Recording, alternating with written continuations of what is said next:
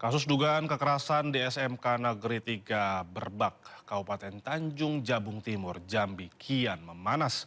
Setelah video viral mengeroyokan terhadap seorang guru, kini guru dan siswa saling lapor ke pihak kepolisian.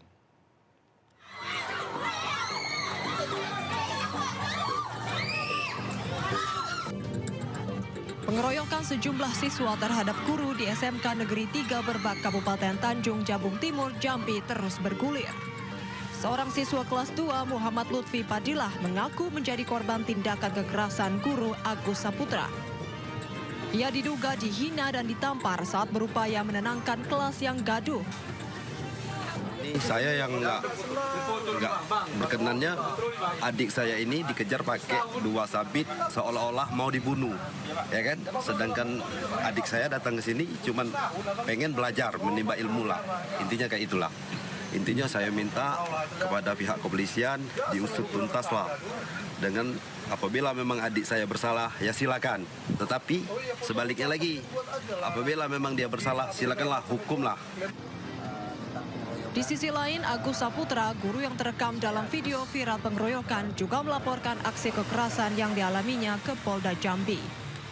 Ini Bang, karena sudah viral ini, ya ada yang merugikan adik saya secara mental, psikisnya terganggu, nama baiknya tercoreng di media sosial maupun di nyata.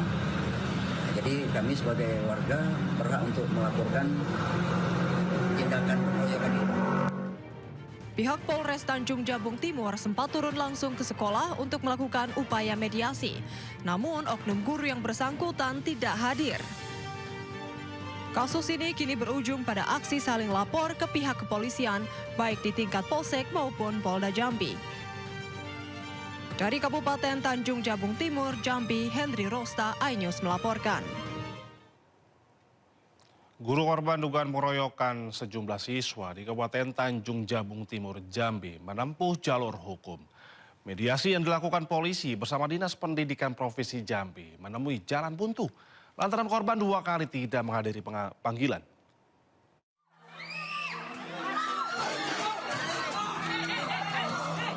Polisi bersama Dinas Pendidikan Provinsi Jambi serta sejumlah pihak terkait menggelar mediasi kasus pengeroyokan guru yang dilakukan sejumlah siswa di SMK Negeri 3 Kabupaten Tanjung Jabung Timur, Jambi. Mediasi yang digelar di ruang majelis guru ini menemui jalan buntu lantaran guru yang terlibat dalam insiden kembali tidak memenuhi undangan. Ini merupakan kali kedua yang bersangkutan mangkir dari proses klarifikasi. Intinya di sini kita melihat bahwa kejadian ini adalah keluarga, artinya guru dan murid yang tidak seharusnya terjadi. Tapi besar harapan kita ini bisa kita mediasi dan nanti hasil kedepannya sama-sama bisa berkegiatan lagi normal. Langkah yang sudah kita ambil, mediasinya sudah, semuanya kita turunkan ego kita. Mudah-mudahan kegiatan belajar mengajar di SMK Negeri 3 Tanjung Jabung Timur ini mulai hari ini, besok, dan seterusnya berjalan normal. Setelah sempat viral menjadi korban pengeroyokan oleh siswanya, Agus Saputra, guru SMK Negeri 3 Kabupaten Tanjung Jabung Timur, Jambi, melaporkan peristiwa tersebut ke Mapolda Jambi. Didampingi oleh kakaknya, pelapor menjalani pemeriksaan selama 4 jam. Pelapor juga mengklarifikasi terkait senjata tajam yang dibawanya untuk mengamankan diri dari serangan para siswa.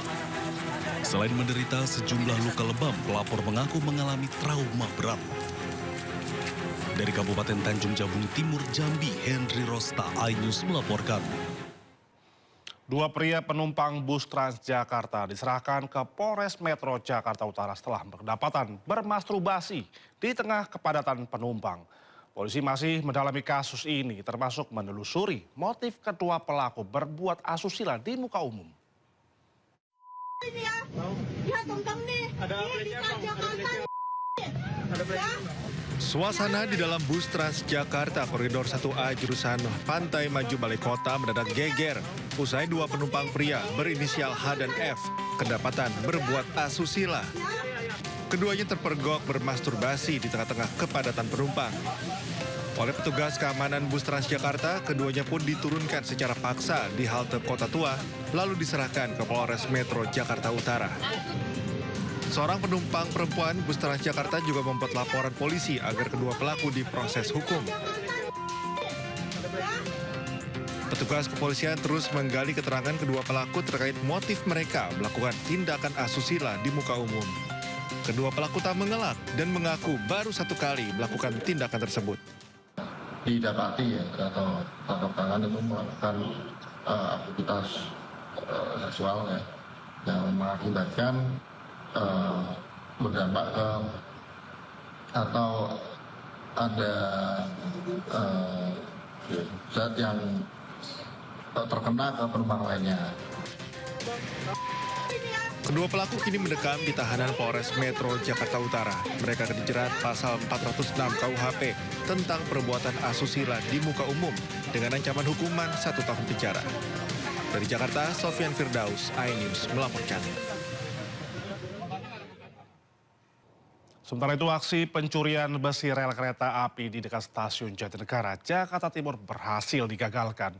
Sejumlah terduga pelaku hendak membawa kabur material rel yang tidak terpakai menggunakan angkutan umum. Ada aja orang colong besi jual Jakarta, Warga di dekat stasiun Jatinegara, Jakarta Timur digegerkan dengan pencurian besi rel kereta api yang tidak terpakai dan tidak terpasang di jalur perlintasan kereta. Besi rel kereta api yang dicuri ini memiliki panjang sekitar 2 meter. Material ini rencananya akan dimasukkan ke dalam kendaraan angkutan umum sebelum akhirnya diamankan oleh polisi bersama petugas KAI. Warga menyebutkan ada sekitar 10 orang pelaku yang terlibat dalam aksi pencurian. Namun para pelaku berhasil melarikan diri setelah mengetahui kehadiran polisi di lokasi kejadian. Saya lihat waktu ada kejadian itu, saya kan ada makan di sini. Saya tinggal ke sana ngeliat, nengok, kok rame gitu. Katanya, Bu tahu nggak itu? Ada yang harus besi kereta api itu? Ya, katanya besi. Pokoknya besi dari sana pas digotong kereta lewat. Jadi ketahuan, gotong-gotong kayaknya 10 orang. Oh, 10 orang itu, Bu? Tapi pada kabur. Itu berarti besinya udah sempat masuk ke dalam angkot? Belum, baru mau. KAI memastikan rel yang akan dicuri bukanlah rel aktif, melainkan rel amus, alat material siaga yang sewaktu-waktu digunakan dalam keadaan darurat. Masyarakat pun diimbau segera melaporkan aktivitas mencurigakan di sekitar jalur kereta demi menjaga keselamatan perjalanan. Dari Jakarta, Rizky Faluvi, iNews melaporkan. Sementara itu, Puspa Daya Perindo berhasil mengawal kasus kekerasan seksual terhadap anak di Jakarta Timur hingga tuntas. Majelis Hakim Pengadilan Negeri Jakarta Timur memutuskan bahwa terdakwa Muhammad Aska Fadilah terbukti secara sah dan meyakinkan bersalah dan dijatuhi hukuman penjara 8 tahun 6 bulan, beserta penjara 1 miliar rupiah. Puspa Daya Perindo selaku kuasa hukum korban bersyukur Majelis Hakim Pengadilan Negeri Jakarta Timur menjatuhi hukuman terhadap terdakwa Muhammad Aska Fadilah dengan hukuman penjara 8 tahun 6 bulan serta denda 1 miliar rupiah. Tim kuasa hukum korban sebut korban mengalami trauma yang sangat berat hingga memutuskan untuk putus sekolah dan juga pindah kediaman. Puspa Daya Perindo juga akan fokus memulihkan korban hingga korban bisa kembali ke masyarakat. Dan akibat dari peristiwa ini, korban sekarang tidak bersekolah lagi, sudah putus sekolah sampai sesuai dengan yang disebutkan oleh majelis hakim tadi. Dan ini adalah perbuatan yang sangat meresahkan, kemudian merugikan anak sendiri, yaitu putus sekolah, kemudian juga dia mengalami trauma. Kami akan berkoordinasi dengan lembaga-lembaga psikologis yang sudah juga ditunjuk dan selama ini juga mendampingi untuk melakukan pemulihan trauma, dan juga kita akan mendorong korban untuk bisa kembali ke masyarakat, berdaya lagi, kemudian misalnya sekolah lagi dan juga bekerja sehingga juga jadi berdaya kembali. Saya Partai Perindo ini terus berkomitmen untuk memberikan pendampingan hukum bagi korban kekerasan seksual dan memastikan memberikan pendampingan hingga persidangan selesai. Dari Jakarta, Selena Yahya, Andri Setiawan, iNews melaporkan.